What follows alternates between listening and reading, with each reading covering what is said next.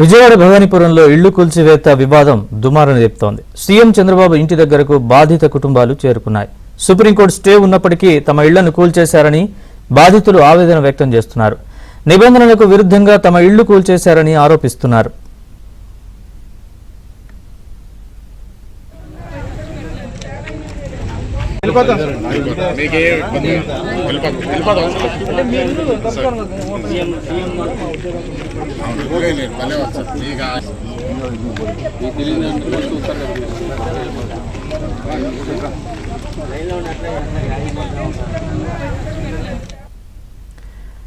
విజయవాడలో ఇళ్లు కూల్చివేత బాధితులు సీఎం చంద్రబాబు ఇంటి దగ్గరకు చేరుకున్నారు. దీనికి సంబంధించిన పూర్తి వివరాలు మా ప్రతినిధి ప్రసాద్ అడిగి తెలుసుకుందాం. ప్రసాద్, చెప్పండి, స్టే ఉత్తర్వులు ఉన్నప్పటికీ సుప్రీంకోర్టువి ఎందుకని అధికారులు ఇళ్లు కూలుస్తున్నారు? బాధితులు ఏం చెప్తున్నారు? పూర్తి వివరాలు చెప్పండి.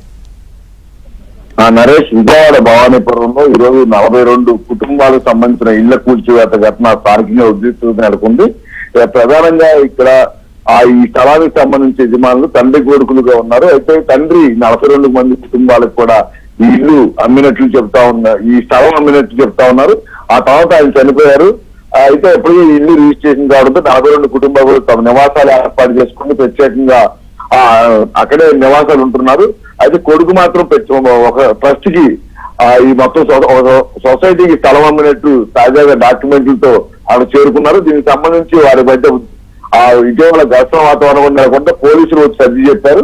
దీంతో సొసైటీకి సంబంధించిన వ్యక్తులు సుప్రీంకోర్టుని ఆశ్రయించి అలాగే హైకోర్టును సుప్రీంకోర్టు పిటిషన్ దాఖలు చేయగా వారికి అనుకూలంగా తీర్పు వచ్చిందంటూ ఈ రోజు ఉదయం ప్రొక్లైన్తోనూ భారీ పోలీసు బందోబస్తు రెస్పాన్స్ వచ్చి కట్టినీళ్లు కూలగొట్టారు. వారి అందరూ కూడా అడ్డుపడినప్పటికీ కూడా ఏమాత్రం కనికరించకుండా సగం ఇల్లు కూల్చివేయడంతో ఉద్రిక్త పరిస్థితి నెలకొంది.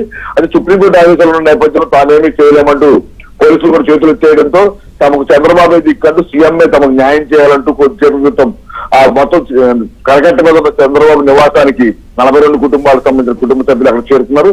అయితే వారి పోలీసులు వారిని అడ్డుకుని ఈ సమయంలో సీఎం కలగటం కరెక్ట్ కాదని రేపు ఉదయం వస్తే న్యాయం చేసేందుకు ప్రయత్నిస్తామని సర్ది చెప్పడంతో వారు ఆందోళన విరమించి ఇంటికి వెళ్లిపోయారు. Naresh, right Prasad, thanks for the update.